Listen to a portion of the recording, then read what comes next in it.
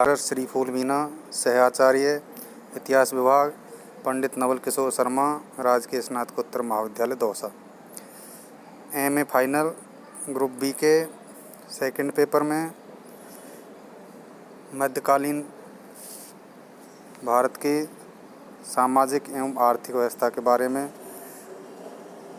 कुछ महत्वपूर्ण जानकारियाँ जो हैं पिछले वीडियोज़ में मेरे द्वारा दी गई।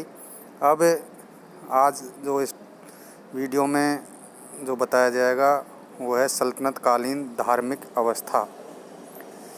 सल्तनत काल के समय में मुख्य रूप से भारत में दो धर्म प्रचलन में थे, हिंदू और मुसलमान। दोनों धर्मों की प्रमुखता उस समय थी। वैसे जैन और बौद्ध धर्म को मानने वाले लोग भी उस समय भारत में रहते थे, लेकिन उनकी संख्या बहुत कम रह गई थी। जैसे प्राचीन काल में जैन और बौद्ध धर्म का विकास बहुत तीव्र गति से हुआ था, मध्यकालीन या सल्तनत काल आते आते दोनों धर्मों में गिरावट आना शुरू हो गया।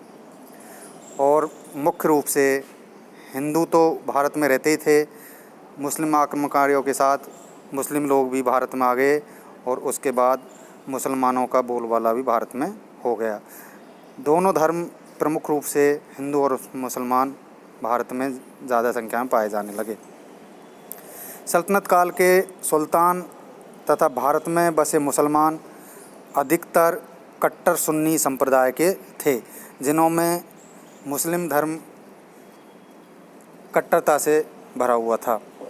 कट्टर सुन्नी मुसलमान जो सुल्तान होते थे और उसके जो उलेमा वगैरह होते थे या धर्म अधिकारी होते थे, वो अन्य संप्रदायों जैसे हिंदुओं, मुसलमानों में शिया संप्रदाय, करमानी, महदवी आदि मुसलमान संप्रदायों के प्रति दमनात्मक नीति अपनाते थे। अर्थात अन्य धर्मों को नीचा दिखाने का प्रयास करते थे, अपने धर्म को श्रेष्ठ घोषित करने का प्रयास करते थे और अन्य धर्म के लोगों के साथ भेदभाव धार्मिक आधार पर किया जाता था। इसी प्रकार सूफी संतों को भी ये कट्टर सुन्नी मुसलमान जो थे वो कई प्रकार के कष्ट देते थे और उनको कई प्रकार के कष्ट उठाने पड़ते थे। हिंदुओं को मुसलमान बनाने का भरसक प्रयत्न इन कट्टर सुन्नी मुसलमान सुल्तानों ने किया। विभिन्न प्रकार के प्रलोभन हिंदुओं को दिए, जिससे हिंदू लोग सरकारी पद प्राप्त करने, जागीर प्राप्त करने या अन्य लाभ के लिए हिंदू धर्म को छोड़कर मुसलमान बनने लग गए। बहुत सारे हिंदुओं ने इन दिए हुए प्रलोभनों के कारण या भय के कारण इस्लाम ग्रहण कर लिया, किंतु ऐसे लोग बहुत कम थे जिन्होंने इस्लाम के सिद्धांतों के प्रभावाधीन इसे ग्रहण किया हो। मतलब सारे जो लोग अधिकतर थे वो या तो किसी प्रलोभन में या किसी दबाव में या डर की वजह से उन्होंने मुस्लिम धर्म ग्रहण किया था। मुस्लिम धर्म के सिद्धांतों या उससे प्रभावित होकर मुस्लिम धर्म उन्होंने ग्रहण नहीं किया था। हिंदू तथा मुसलमान दोनों एक ही राज्य में रहते थे और एक जगह रहते हुए भी इनके सिद्धांत या विचार एक दूसरे से बिल्कुल अलग थे।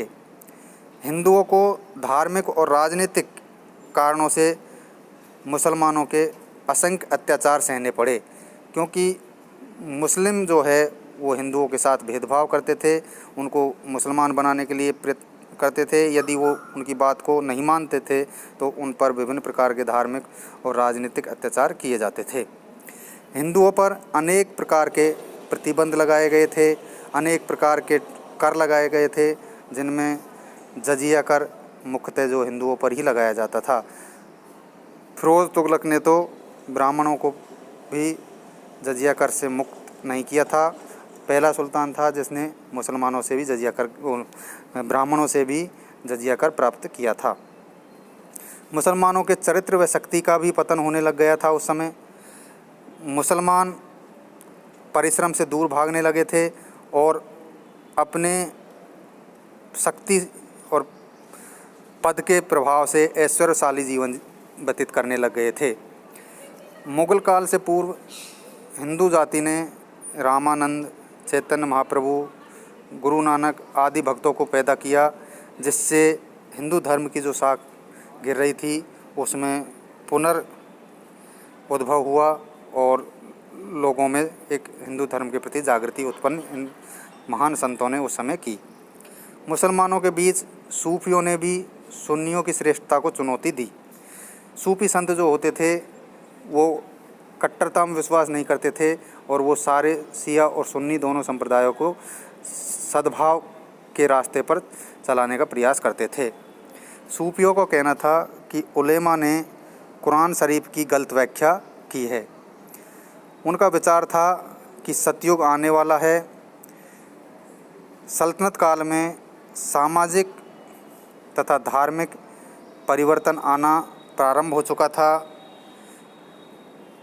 विभिन्न प्रकार के लोगों में जागृतियाँ उत्पन्न होने लग गई थी और लोग अपने जीवन को अच्छी तरीके से जीने के लिए विभिन्न प्रकार के सामाजिक एवं धार्मिक परिवर्तनों में परिवर्तन लाना प्रारंभ कर दिया था। ऐसी स्थिति में हिंदू और मुस्लिम धर्म दोनों ही लोगों में जागृतियाँ थी और दोनों ही अपने अपने धर्म को श्रेष्ठता सिद्ध करने में लगे हुए थे। लेकिन फिर भी अधिकतर जो लोग थे वो सांप्रदायिक दंगों में नहीं फंसते थे और एक दूसरे के सहयोग करते रहते थे, जिससे एक धार्मिक सद्भाव बना रहे।